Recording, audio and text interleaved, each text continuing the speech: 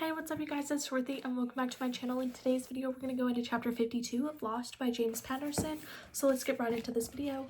This video may contain sensitive topics and foul language. If you do not wish to continue, I suggest you click off the video now. You have been warned.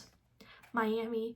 I knew everyone in Miami, and more information came from Marie Meyer that was really starting to pay off. I had run down a dozen tips and confirmed some deep details, but we still didn't know exactly how the load of humans was going to come into the United States. As much as I wanted to know everything about the case and get it done as quickly as possible, I had other responsibilities. That's why at lunchtime I drove my FBI-issued Ford Explorer at incredibly unsafe speeds back to my home in Coral Springs. I was well aware of the FBI restrictions on vehicle use, but sometimes you just had to be efficient and flout the rules. In my case, sometimes it was all the time. My sister claimed I had a complex about authority and enjoyed breaking rules. I could never admit to her that she was right. I did enjoy it. Breaking rules had become my hobby. My mom had a doctor's appointment, and I decided to take her to it since my sister had already done it a lot more than her share of looking after her. I was also starting to worry about Lila's drinking, but I was still working out a way to talk to her about it. That's why I didn't mind taking my mother to her neurologist just across the county line in Boca Raton. My mom had been acting a little differently recently. I'd really noticed it since I'd gotten back to Miami. It wasn't just being in the moment versus living in the past. She had started to get confused about exactly where she was, and she wasn't shy about expressing that confusion. In the car on the way to the doctor's office, my mom asked, "Are you going to bring those kids by the house again? It was wonderful having young people around." "I don't think so, Mom. They were just visiting. I don't suppose you'll be supplying me with grandchildren anytime soon." "Not unless I kidnap them. If I go to the normal route, it could take a while.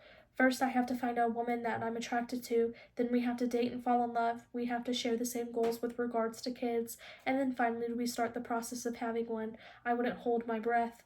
"Nonsense. A tall, handsome, educated man like you should have his pick of any woman," says his mom. She laughed at that. The laugh lines that formed around her eyes made me smile. It was just like when I was younger, when I could talk to her about anything. We got to the doctor's office, and I checked us in while my mom took a seat in the lobby. There were a few people there, the usual assortment of elderly men accompanied by concerned wives or children. I had seen it all before in the 3-year odyssey of my mother's disease. While we were sitting there waiting, out of the blue, my mom said very loudly, "Where are we?" "At the Dr. Saparza's office." "Who? Why aren't we at Dr. Goldman's office? I like her." "Because Dr. Saparza is a neurologist. He might be able to give us some more tips on how to manage your issues." Mom said, "What issues?" Her voice got louder. It was starting to make me nervous. "The only issue I have now is that I'm not going to see Dr. Goldman."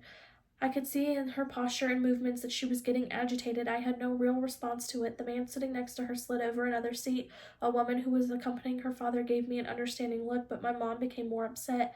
I held her hand and stroked her arm, but it had no effect. I kept my cool and finally thought of something. I looked at my mother and said, "What's the difference between a jellyfish and a lawyer?"